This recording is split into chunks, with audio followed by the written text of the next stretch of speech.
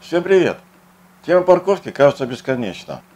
Вот и сегодня решил вернуться к параллельной парковке, но теперь уже заездом передним ходом и последующей корректировкой вдоль бордюра.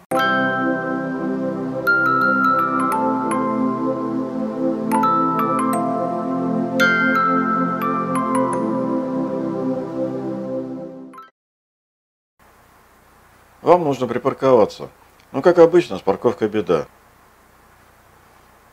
И вдруг находите место весьма удачное. Можно припарковаться параллельно бордюру. И все бы ничего, да классические действия по парковке задним ходом здесь не получится. Вы спросите, почему? Да сзади напирают. Поток машин такой, что только остановись для парковки, тут же следом звучит сигнал.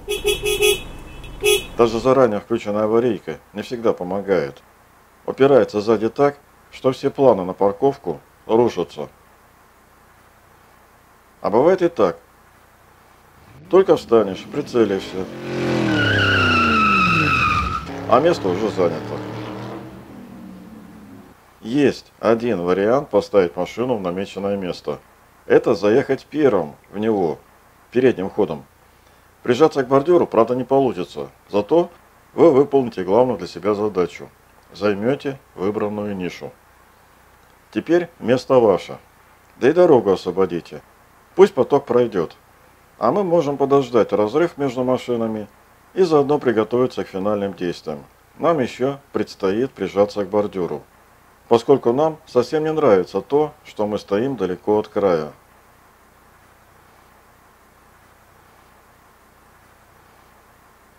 Подготовка. Первое – это прижаться к переднему автомобилю. Второе – опустить зеркало заднего вида. Какое зеркало? То, которое со стороны бордюра. Максимально вниз. Тем, чтобы попытаться увидеть заднее колесо. Третье. Выкручиваем максимально руль в сторону бордюра. Куда крутить руль, покажите пальцем, где бордюр, в ту сторону и руль. И последнее, включаем заднюю передачу. Пока идет поток машин, мы вполне реально можем не бездельничать, а проделать все эти предварительные действия. А вот когда схлынул поток машин, приступаем к основным действиям. Их немного. У нас всего два этапа. Сначала будем прижимать заднее колесо к бордюру, и только после этого будем подтягивать мордочку. Кстати, для тех, кому не нравится, какие применяют термины, хвост или мордочка, корма или нос, могу рассказать анекдот. Девушка первый раз ночует у парня. Выходит из ванной и радостно сообщает ему: какой же ты молодец, ты даже полотенце подписал. М и Ж, ведь Ж это женское для меня, правда? Нет, немного не так. М это для морды.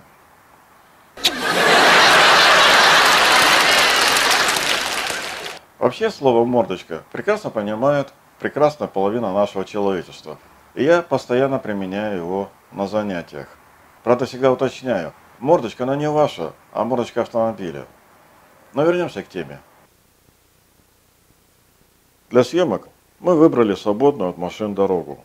Не судите строго. Мы сейчас пытаемся показать не столько саму парковку, сколько алгоритм действий.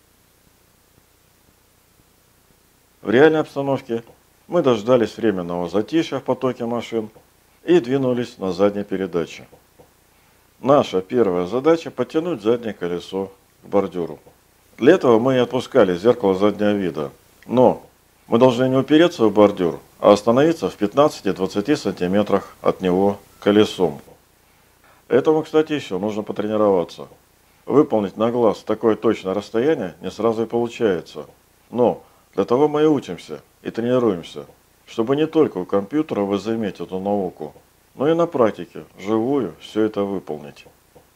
Остановились в 15-20 сантиметрах, то был первый этап. Хвост мы подтянули. Теперь подтянем мордочку. Перекрутим руль от упора до упора. Кстати, хвост и мордочка живут по разным законам. Если мы думаем про то, куда нам надо хвост, показываем пальцем, куда нам его, туда же и руль. А вот мордочка наоборот. Куда нам надо ее? Показываем пальцем. значит руль в другую сторону. Перекрутили руль до упора и продолжаем двигаться назад. Не забывайте следить за задним автомобилем, а также за задним колесом, чтобы не упереться им в бордюр. Если все в порядке, можно поднять зеркало и выполнить окончательно параллельность нашего автомобиля с бордюром. Не забудьте остановиться. Картинка красивая, убедитесь сами. Если вы хотите подъехать ближе к заднему автомобилю, то это можно только на прямом руле, на прямых колесах.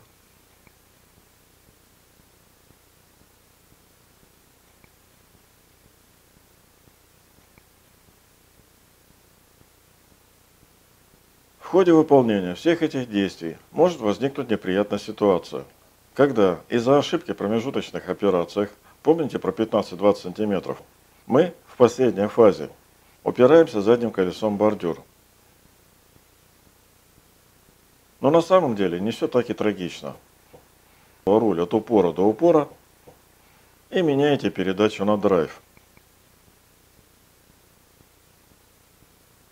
Двигайтесь вперед и добивайтесь той же самой параллельности. Получается ничуть не хуже, чем в первом варианте.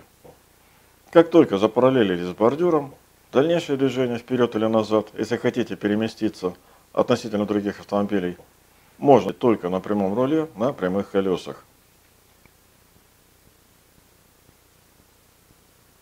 Другая ситуация. Мы просто хотим прижаться к бордюру, но боимся удариться передним колесом об него. Это действительно может повредить как саму покрышку, так и диск колеса. Если такое произойдет, то, как говорят, колесо становится квадратным, и это отдается на руле. Руль будет бить. Но даже если вы удачно подъедете передним колесом к бордюру, то задние колеса не подтянутся сразу к нему. Вам нужно проехать значительное расстояние, 20-30 метров, чтобы задние колеса тоже прижались к бордюру, и вы встали параллельно ему. У вас может просто не быть этих самых 20-30 метров пути. Останавливайтесь чуть поодаль от бордюра, не пытаясь сразу прижаться. А затем выполняйте все те же самые действия, которые мы, собственно, и показывали. Сначала подтягивайте задние колеса на расстояние в 15-20 сантиметров. Затем перекручивайте руль и подтягивайте передние. А для удобства всех ваших действий вы также должны опустить зеркало заднего вида.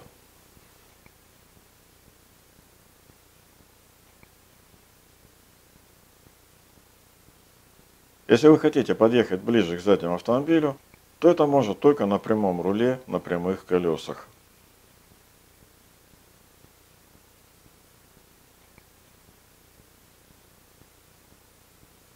Ну а как выполнить классическую параллельную парковку задним ходом? Небольшой фрагмент из старого видеоурока.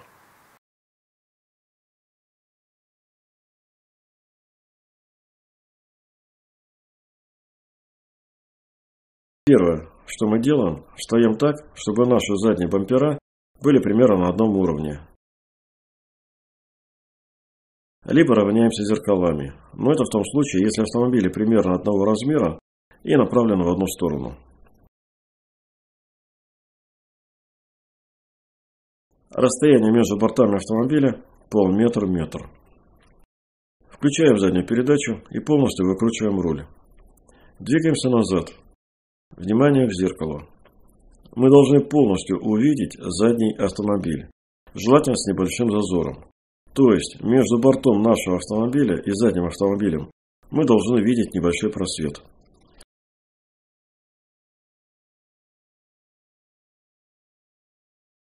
Именно в этот момент мы останавливаемся и делаем руль прямо. Дальнейшее движение прямолинейное.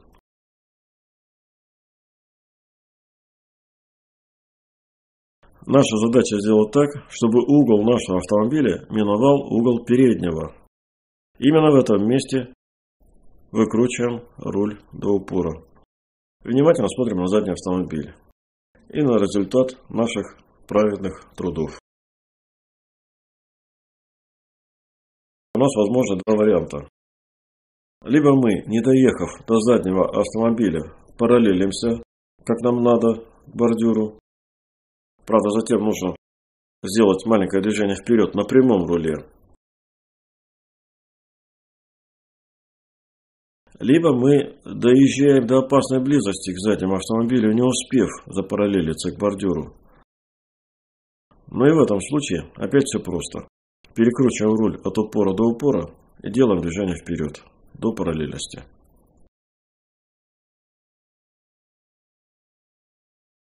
Ну вот, кажется, и все. Удачи вам на дорогах и свободных мест на парковках. Пока. До следующих встреч.